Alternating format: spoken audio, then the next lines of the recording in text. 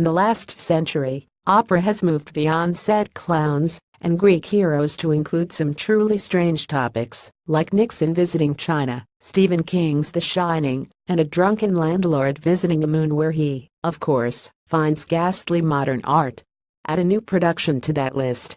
Mindy Weisberger at Live Science reports that the American Museum of Natural History in New York City is hosting a short opera about dinosaur bones.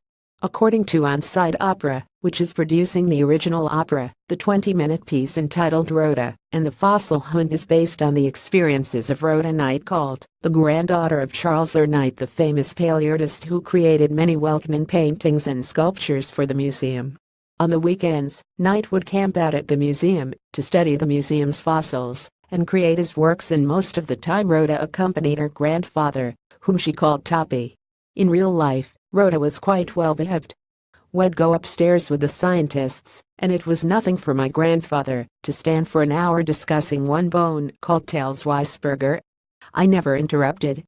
I could never be impatient. If I was impatient, I wouldn't have been able to go with him.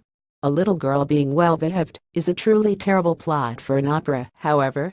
So, with Colt's permission, Eric Einhorn, the writer and director of the opera, takes liberties with the story.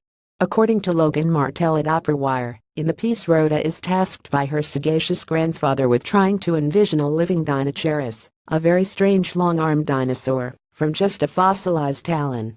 The opera, and literally the orchestra, follows an 8-year-old Rhoda around the Hall of Saurischian dinosaurs as she uses the dinosaur skeletons to learn about the dinosaur family tree, their relationship to birds, and uses her imagination to make a drawing of the dinosaur. Among the themes was the relationship between science and imagination. This was present not only in the lyrics, but in the costume choices as Knight sets to his work on the fossils, not with microscopes or lab equipment, but by donning a painter's smock and taking up his brushes, writes Martell, who watched the opera's premiere. This approach to paleontology shows the discipline in a far more accessible light, one that children such as Rhoda can partake in by tapping into their abundant creative faculties. That's the point of the opera, says composer John Musto.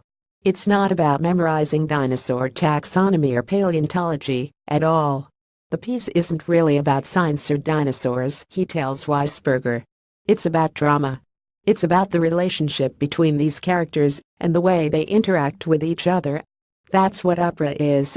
The opera will be performed on weekends through October 15, with shows at 11:30 a.m. on Fridays and at noon and 2:30 on Saturday and Sundays.